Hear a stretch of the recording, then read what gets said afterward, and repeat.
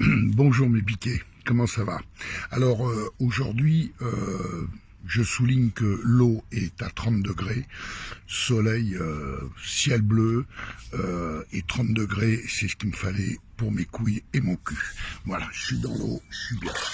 Voilà, alors aujourd'hui nous allons parler d'un sujet on ne peut plus sérieux puisqu'il s'agit de l'annulation ou des reports de nos galas de catch en France dû à la crise sanitaire que nous vivons actuellement et qui est assez terrible pour nos amis catcheurs.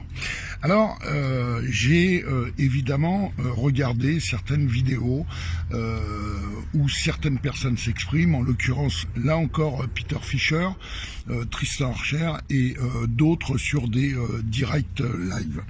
Alors il en ressort évidemment que les mecs, c'est pas méchant ce que je dis, mais ils chialent un peu quoi. Ils disent ouais mais nous c'est notre job quoi, on a rien. Ben oui, et oui, et oui. Alors le problème, il n'y a rien. Alors je vais vous dire, il y a tout ce qu'il faut en vérité. C'est-à-dire que mon père, Guy Mercier, a fait voter une loi en 1976, au mois de juillet 76, pour que le catch, qui ne pouvait pas rentrer dans le sport, rentre dans la case intermittent du spectacle puisque nous sommes des artistes. Toute ma vie de catcheur, j'ai eu des contrats de travail, j'ai eu des fiches de paye d'intermittent du spectacle, soit à la journée au cachet, soit à la semaine en forfait. Comme ça se fait dans le cinéma, dans la variété ou autre domaine. Les grands matchmakers ont disparu. Le dernier a été Roger Delaporte dans les années 80 qui a fermé l'Élysée Montmartre et sa société de production. Mon père est parti aussi et il y a eu à l'époque Flash Gordon de la WS qui est resté seul sur le marché, qui a récupéré toutes les villes. Parfait, ok. Ensuite, il y a eu des promoteurs qui ont poussé, qui sont sortis. Alors au départ pas beaucoup. Moi-même, j'ai repris la FFCP après une très très longue carrière de catcheur. Il y avait Booster de la ICWA, me semble-t-il. Il y avait Grignon de l'ABC de Beauvais. Il y avait quelques structures comme ça, Flash Gordon, bien sûr. À travers la France, il n'y en avait pas autant qu'aujourd'hui. Et moi qui, quand même, je suis pas dépourvu de neurones.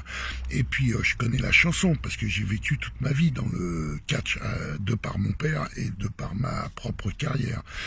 Et j'ai vu la lutte que mon père a menée aux escrocs du catch, et en l'occurrence à l'époque les matchmakers managers, alors que mon père n'avait rien à y gagner, c'était une vedette chez Maurice Durand, le grand promoteur, et il gagnait très très bien sa vie. Il a été soudé dans la merde justement en menant une guerre à ces gens-là.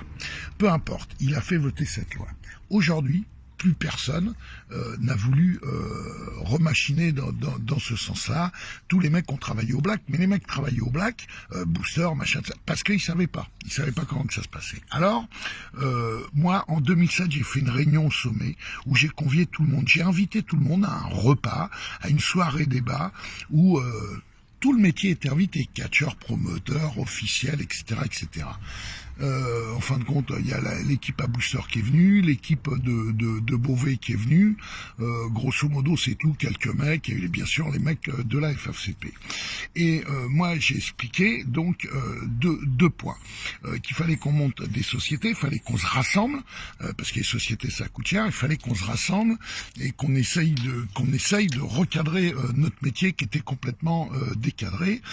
Et j'avais dit aussi, il n'est pas normal que les Américains soient à 100% à la télévision et que nous ne fassions pas de télévision. Alors mon père avait fait voter une autre loi à l'époque, comme Jean-Jacques Goldman, Aznavour et d'autres chanteurs connus, Bruel, Hallyday, enfin bon bref, pour qu'il y ait 50% de chanteurs étrangers et 50% de français. C'était le 50-50. Donc, au vu des diffusions des Américains, nous aurions eu droit à 50%. Mais qui, pour nous défendre là-dedans, les seuls, c'était les syndicats, le syndicat des artistes. Donc, Nous, à l'époque, on était affiliés, on n'est pas des syndicalistes, mais on était affiliés, on avait notre carte au syndicat des artistes qui nous aidait quand on avait un accident pour défendre nos droits sociaux, ce qui nous servait aussi pour nos acédiques s'il y avait un problème, ce qui nous servait pour beaucoup de choses, et donc il y a des avocats des syndicats. Donc le syndicat, c'est le syndicat des artistes. C'est-à-dire, ils gèrent les artistes, les chanteurs, les mecs qui font du théâtre, voilà, les catcheurs et d'autres artistes. Et quand j'ai parlé de syndicats, les mecs qui étaient dans la salle, parce que comme ils ont un esprit très rétréci, compressé sur 2 ou 3 neurones, ils ont compris que je voulais être un patron de syndicat. Mais ils sont pas bien, les mecs. Ils connaissent pas les règles de notre société. Parce que il n'y a pas de patron dans les syndicats. Il y a un secrétaire général, mais le mec, il est élu. Et généralement, c'est un mec qui a fait du syndicalisme toute sa vie. Jamais fait de syndicalisme, moi. Personne ne m'aurait élu. Puis j'ai pas envie d'être syndicaliste. Je voulais prendre une carte, moi, mais moi, il voulait pas, moi. Par contre, parce qu'il me dit, vous êtes patron. Mais il faut que vos mecs prennent une carte. Ok, je dis au mec, voilà, vous prenez une carte, vous avez une carte, je sais plus combien que c'était, 200 balles l'année, et vous allez être défendu par les syndicats. À partir de là, on faisait une société. Alors Booster en a fait une, moi j'en ai fait une, FFCP Production. Bon, une société, ça coûte très cher, et le problème, c'est qu'on a tout le travail illégal en face, c'est-à-dire que ça descend à 400% les tarifs. Et vous pouvez pas concurrencer des mecs qui travaillent à 2000 balles, alors que vous travaillez à 30, 20 000 balles. 20 000 balles, 30 000 balles, 35 000 balles, 40 000 balles. Donc il y avait un gros problème. Et les mecs ne m'ont pas... Ils sont foutus de ma gueule, en réalité. Je me souviens d'une soirée où tout bon, les mecs sont partis en vrille. De là, tout le monde m'a pris en grippe. Bon, ça j'en ai rien à foutre. Moi, j'ai ma retraite de catcheur, j'ai mes pensions d'accident du travail, j'ai touché des acédiques quand je travaillais pas, j'étais un vrai intermittent du spectacle, donc moi, je me suis gavé avec ça. Si vous voulez pas vous gaver, j'en ai rien à foutre. Mais le problème qu'il y a, c'est que les mecs, aujourd'hui, ils pleurent parce qu'il n'y a pas de machin. Et j'ai voulu refaire une réunion en 2017. En 2017, alors j'avais les mecs qui ont accepté, c'est Laroufa, Peter Fischer, Tristan Archer et je sais plus trop qui. 4 ou 5 mecs. Tous les autres, ils se sont désistés. Pourquoi ils sont désistés? Ben, je vais vous le dire. Quand vous faites une fiche de paye, il y a le brut en haut, votre salaire, et il y a le net en dessous. Bon, vous avez un brut et un net. Donc on retire de l'argent, on va retirer 35 € sur une fiche de paye d'un catcheur. Combien ça va lui rapporter ces 35 € entre ses retraites, les accidents de travail, on a tous des accidents du travail dans le catch, les acédiques et tout ça, vous vous rendez compte combien il va toucher? Il va toucher 1000 fois plus le mec. Des 35 € qu'on lui a pris, ah ouais mais non mais moi j'ai dit bah casque c'est temps, faut pas que ça bouge. Ok mec. Alors, le problème qu'il y a, aujourd'hui, tout le monde commence à monter au créneau. Moi, la réunion de 2007, ça fait 13 piges que j'en ai parlé, que tout le monde s'est foutu de ma gueule. Moi, je suis déjà à la retraite, puisque ma retraite, c'est 62 piges, et j'en ai 62. D'accord? Pour ceux qui ne le savaient pas. Donc, je m'en branle, moi. Ça y est, c'est parti. Moi, ma carrière, elle a été faite. Mais comment vous expliquer que, sur un coup dur comme ça, Macron, il a fait un truc justement pour les intermittents du spectacle. C'est-à-dire, il les rajoute de 2 piges sur les droits. Vous vous rendez compte? Donc, en fin de compte, vous toucheriez du pognon là, tous les jours. Voilà. Et puis, ça compte aussi pour vos retraites et votre sécurité sociale. Quand il y a un accident du travail, alors, les accidents dans notre métier, ça va du truc de l'entorse de cheville ou de genou à des opérations de vertèbres, de ligaments, souvent de ligaments d'ailleurs du genou. Mais pour des ligaments du genou, vous touchez une pension d'accident de travail. Putain, j'en touche 4, moi, des pensions. J'en touche 4. Vous savez ce que c'est que 4 pensions? Ça fait du pognon, tous les trimestres qui tombent. Ok? Voilà. Donc, faut être complètement abruti. Le problème qu'il y a, c'est les charges. Alors, je vais vous expliquer. C'est pas grave les charges, parce que quand vous avez une société d'entreprise de spectacle, vous pouvez avoir des grosses subventions par l'État, par le ministère de la Culture, justement, qui vous donne de l'oseille. Donc, l'un dans l'autre, vous récupérez. Le problème, c'est que maintenant, on est plus de promoteurs que de catcheurs. Je crois même qu'on est plus de promoteurs que de public, en vérité. Donc là, c'est l'armée mexicaine, le bordel. Je l'ai tout le temps dit, mais moi, je m'en branle. Les catcheurs, ils sont contents, ils disent, ça fait plus de patrons, je fais plus de combats. Bah ouais. Bah ouais. Si on avait été 3 ou 4 patrons en France, comme ils faisaient à l'époque, à se partager le territoire, voilà quoi, on serait bien mieux, on serait des vrais pros, je parle de patrons pros, hein, pas des biquets, voilà. Et en plus, on toucherait de l'oseille de l'État, et avec ça, on pourrait faire des gros événements. Bon. Et vous toucheriez du pognon. Donc, en vérité, c'est à vous, catcheurs. Et je vous le dis, hein, je suis patron, moi, je suis taulier. Allez-y, rentrez-moi dedans, il n'y a pas de problème. Moi, je vous comprends. Parce que le problème, si on déclare, moi, je veux déclarer. Parce que j'y vois un intérêt pour moi. J'y vois un intérêt pour moi de déclarer. Mais le problème, c'est vous qui voulez pas. Parce que s'il y a un syndicat, vous savez comment que ça marche, le syndicat, il va vous dire, d'accord, alors écoutez, c'est nous qui prenons tout en main, vous allez travailler pour telle structure. Le mec, il vous paye, il vous donne de l'espèce. Ok ? Du jour où c'est acté, que moi, par exemple, Mercier, un autre promoteur, on dit, c'est acté, on déclare les mecs, voilà, on a un barème de tarifs et tout le truc. On relégalise le truc, qui devrait être légal d'ailleurs. Eh bien, à partir de là, les catcheurs qui travaillent au noir envoient une lettre recommandée avec accusé de réception à leur promoteur, en leur disant, soyez bien aimable de m'envoyer ma fiche de paye pour le gala du temps d'Anna pour un cachet de 12 heures. Et le mec, s'il répond pas, il est mal. Ou alors s'il répond, va te faire enculer, c'est au black, machin, bah là, il est mal, il est très très mal. Bon, alors, j'ai entendu Peter Fischer qui parlait d'associations, bien entendu, bien entendu.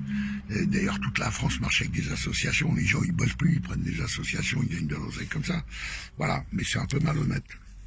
Voilà. Et il n'y a pas de sécurité derrière. Il n'y a pas de sécurité. Il y a aucune sécurité. Alors le problème, là je m'adresse à Peter, mon grand camarade, c'est que tu t'es un peu trompé sur les taux. C'est pas grave, tu connais pas. Tu t'es trompé sur les taux. C'est pas les mêmes taux qu'entreprise comme tu as par exemple. Alors pour faire un gala de catch, t'es sur un taux de déclaration de 62%. 62%. D'accord ? Si tu payes un mec 1000 euros, 62% de 1000 euros. Après, tu as la TVA sur les billets d'entrée. TVA récupérable. Tu as la TVA. Tu as les défraiements. La route, c'est plus du tout on ne casse que ta bagnole, ma pille, c'est tant du kilomètre, et tata. D'accord ? Ok. Et puis, tu as, bien entendu, tous les trimestres, l'URSSAF. Tu sais, l'URSSAF. Oh putain, quand ils arrivent, l'URSSAF, faut les casquer. Donc, en réalité, quand tu fais le calcul, nous on l'avait fait avec mon fils et Camus Productions, de Jean-Claude Camus à l'époque, et méga production d'artistes, pour faire une tournée européenne, on arrive au bas mot, à l'époque, il y a 6-7 ans, à 25 000 euros le plateau de catch. Alors, moi il n'y a pas de problème, on les vend 25 000, sans problème, moi j'en vends des plateaux chers. Mais les autres, ils vont les vendre combien ? 2000 2005 3000 ? Mais le pire dans tout ça, c'est qu'ils vont prendre les mêmes mecs. C'est-à-dire, si par exemple sur ma carte, je vous donne un exemple, j'ai Peter Fischer, Tom Laroufa, Tristan Archer, Senza Volto, Florent Clonine, pour les mecs les plus connus. J'ai ces mecs-là sur le plateau à 25 000 euros. Il y a un promoteur qui leur donne du travail, ils y vont. Donc là, moi, ils seront déclarés, fiches de paye et tout. Ils vont aller travailler comme des mange-merdes chez l'auto black. Et l'autre, il aura le même plateau pour 2500 euros. Vous le voyez le problème ? Est-ce que vous le voyez le problème ? Où est-ce qu'il est le problème là ? Il est le problème que vous, messieurs, vous sciez la branche sur laquelle vous êtes assises et en plus, vous mettez des coups de marteau dans votre putain de gueule. Voilà. Alors, vous croyez que c'est les patrons qui commandent, mais vous avez rien compris. C'est toujours, alors en plus chez nous, c'est les artistes qui commandent. Parce que vous n'êtes pas un seul chanteur connu, machin et tout ça, vous êtes plusieurs, c'est un concept, il y a plusieurs mecs. Si moi j'organise un gala et que j'ai 12 mecs ou 13 mecs dessus et que les 13 mecs me disent « Oh Mercier, nous c'est temps, voilà les conditions, les machins et tout ». Si je prends pas, je l'ai dans le cul, donc je suis obligé de prendre. Et je suis obligé d'accepter le truc. Le problème, c'est que vous fermez vos gueules en réalité. Ou alors vous y allez pas, mais c'est pas bon du tout. Et c'est pas méchant ce que je vous dis, j'ai aucune animosité contre vous, je vous aime bien en plus et je vous respecte. Mais je vous dis, c'est vous qui sciez la branche sur laquelle vous êtes assise. Moi, je serai mort quand vous serez vieux, mais vous vous rappellerez de ce que je vous ai dit, parce que quand vous arriverez à mon âge, moi je serai plus là, vous y serez, et vous direz, oh putain, j'ai mal là, oh putain, puis là je touche pas une thune, et puis j'ai pas de retraite de ci, j'ai pas de retraite de ça. Sans compter que il y a des catcheurs comme Senza Volto ou d'autres mecs, moi que je vois, même chez moi, qui travaillent à la limite de l'équilibre. Ceux-là, un jour ou l'autre, ils vont morfler. On est d'accord. Moi, je l'ai fait ça, le truc de Senza Volto, j'ai morflé. Vertèbres, genoux, etc., etc. Mais moi, je touche des pensions. Je touche des pensions auto par rapport à ce que j'étais payé. On était bien mieux payé à l'époque. Mais quand même, même là, vous toucheriez de l'argent. Et vous aurez un truc d'incapacité, d'handicap à la sécurité sociale. Vous comprenez? Alors, vaut mieux pas être handicapé, hein, on est d'accord. Mais enfin, si vous l'êtes, et qu'en plus vous touchez pas de l'oseille. Pourquoi mon père il a fait ça à l'époque? Parce qu'à l'époque il y avait beaucoup d'accidents de voiture. Les routes n'étaient pas les mêmes qu'aujourd'hui, les bagnoles non plus, ça roulait comme des dingues. Les mecs s'endormaient, ils étaient fatigués, ils se tuaient en bagnole. Et un jour, mon père avait un pote qui s'appelait James Brown comme le chanteur, c'était un black anglais. Il est mort dans un accident de voiture et le mec enterré comme un chien à la fosse commune. Et là mon père il a dit non, maintenant on arrête. Mon père a enterré le bourreau de Béthune, on voyait qui était une méga star, on voyait le corps à travers les planches parce que c'était un cercueil à 10 balles.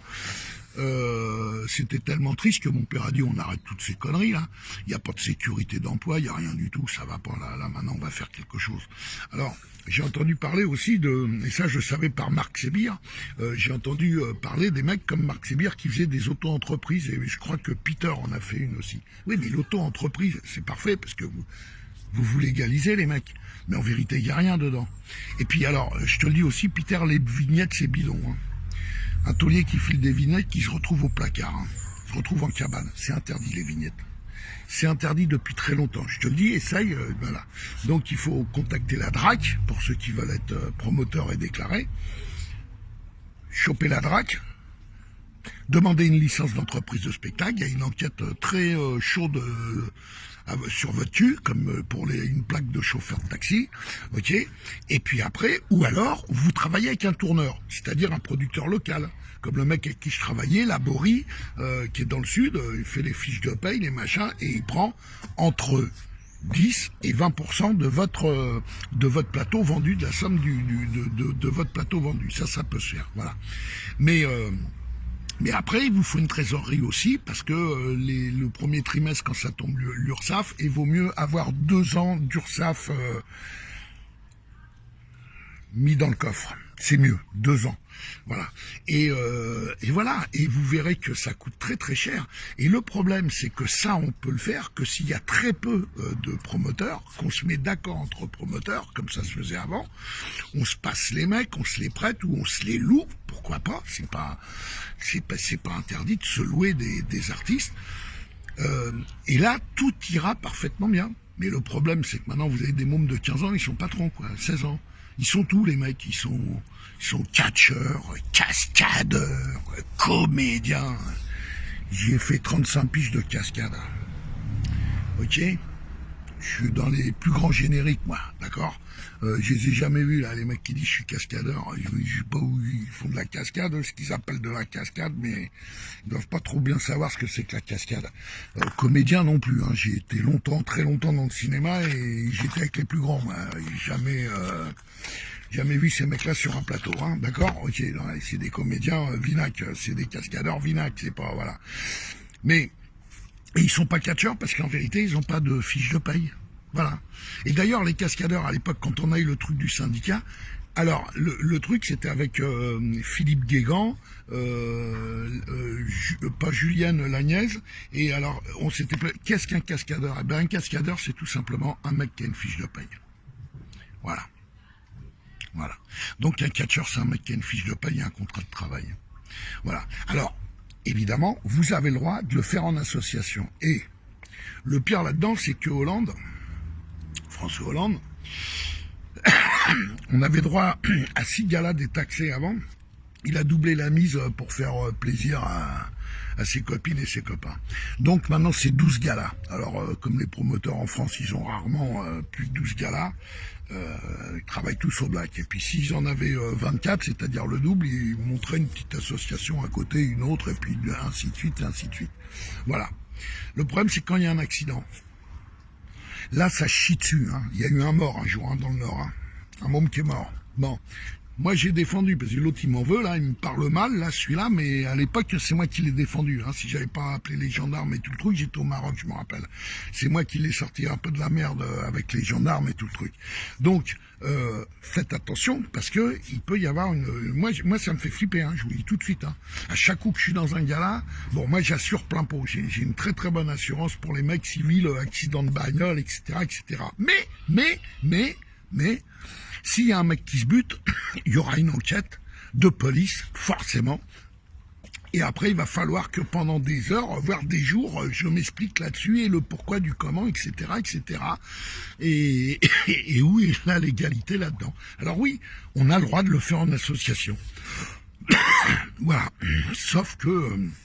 vous ne toucherez pas de points retraite, vous ne toucherez jamais de pension d'accident du travail, encore moins d'ACDIC, faut pas rêver. Et quand vous vous retrouvez dans une crise comme celle que nous vivons aujourd'hui, eh ben vous restez chez vous à regarder les Américains à la télé qui, eux, sont blindés et sont déclarés. Voilà. Parce qu'il y avait ce problème-là aussi, la réunion de 2007, et les mecs, ouais, non, alors c'est des catcheurs, c'est des promoteurs, normalement ils défendent leur boulot, ils en ont rien à branler des Américains, l'autre, vas-y, reste chez toi, tu vois. Non, eux, ils défendent les Américains contre moi. Ouais, tu crois que tu vas arrêter les Américains? Je ne vais pas arrêter les Américains, moi. Je donne un autre produit. On donne un autre produit que les Américains. Non, faut se creuser la tête, les mecs. Il faut donner un autre produit. Puis c'est tout. Faire une concurrence loyale dans notre propre pays. Ouais, mais non. Parce qu'eux, ils voulaient continuer à aller voir la télé. Moi, je préférais vendre des plateaux, payer mes mecs que regarder les ricains à la télé. J'en ai rien à foutre. C'est du guignol, le truc. C'est du guignol. C'est taxi 1, taxi 2, taxi 3, la VVE. Hein, comme ce qu'on fait nous. Je critique pas, c'est un très beau produit. Enfin, je préfère, moi, travailler que être mon cul dans mon fauteuil et les regarder. Vous voyez ? Voilà le sujet important et intéressant. Je m'étais exprimé plusieurs fois là-dessus.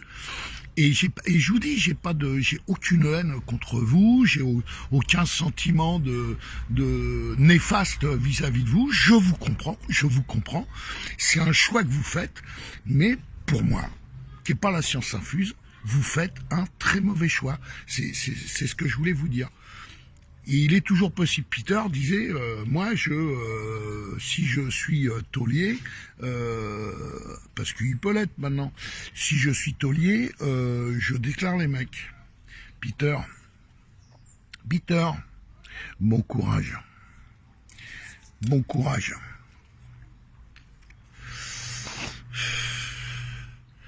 Entre les concurrents qui vont aller sonner à la porte de la ville que tu as vendu 20 000 ou 25 000. Et eux, ils vont dire, moi, j'ai les mêmes pour 3 000. Tu vas pas te marrer tous les jours. Et tu vas te passer des nuits contrariées. Reste dans ton business, c'est mieux. Au moins, t'es le maître là-dedans. Parce que c'est compliqué après. Hein. Je te dis quand même, hein. Quand ils se mettent contre toi, les mecs, c'est tout le monde qui suivent comme des canards, les autres, ils se mettent tous contre toi. Tu vois, bon, moi, j'en ai rien à foutre. J'aime que les gonzesses, moi, les mecs, c'est pas mon truc, donc je m'en branle. Voilà. Mais il faut quand même vous mettre ça dans la tête. Voilà. Alors, c'est dommage. C'est très dommage. Alors, après, il peut y avoir des exceptions. Il y avait, par exemple, Tristan Archer qui était intéressé par ce sujet-là et qui on en avait parlé assez longuement et qui, lui, me disait, ouais, mais moi, je suis un peu dans la merde parce que je suis professeur des écoles et tout le truc. Bon. J'ai pas trop su quoi lui répondre en fin de compte, mais ça m'avait interpellé ce qu'il m'avait dit. Et je me suis renseigné.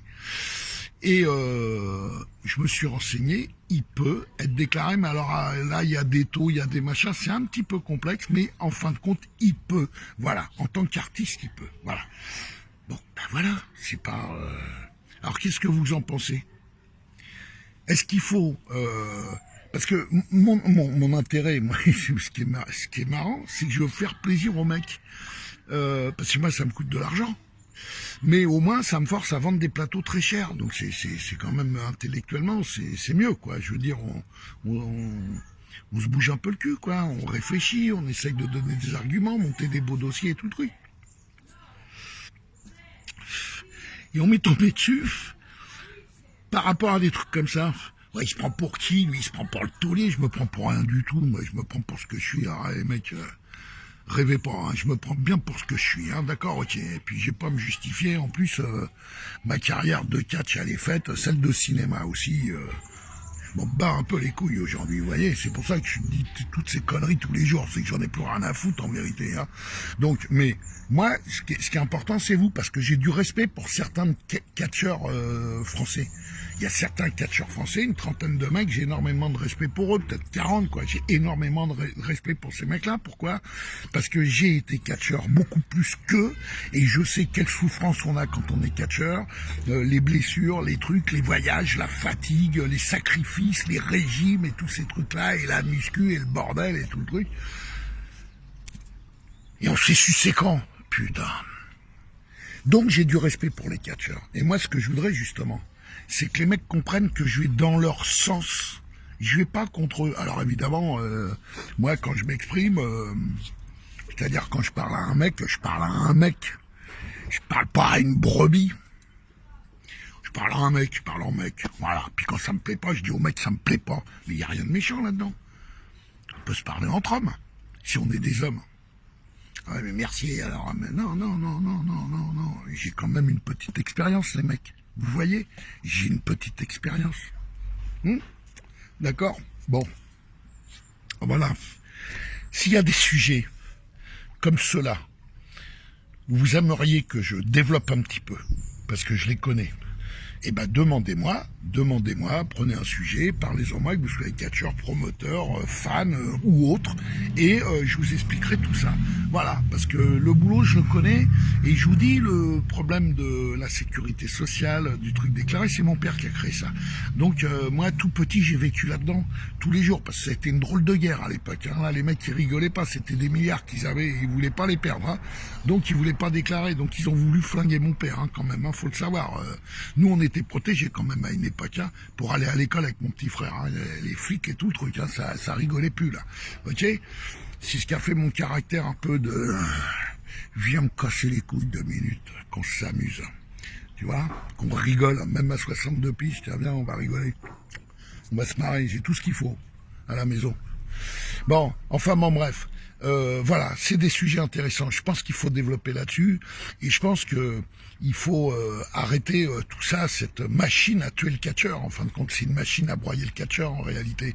Alors tout le monde est content parce que les promoteurs, ce qu'ils font, ils font leur lobby, leur truc qui leur plaît, c'est-à-dire ils s'amusent, ils font mumuse. Alors la ceinture, le machin, le storyline, là, le bordel, le divé, ils font mumuse, et puis la semaine ils vont à l'usine.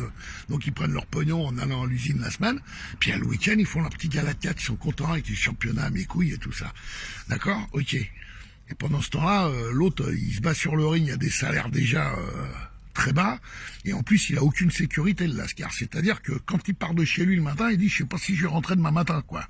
Hein, quand il y a 800 bornes à se taper, le jour, la nuit, en bagnole, 5 mecs dans la bagnole, et qui c'est qui conduit? Est-ce qu'il sait bien conduire? Il va pas nous faire des tonneaux, celui-là, et puis sur le ring, comment que ça va se passer?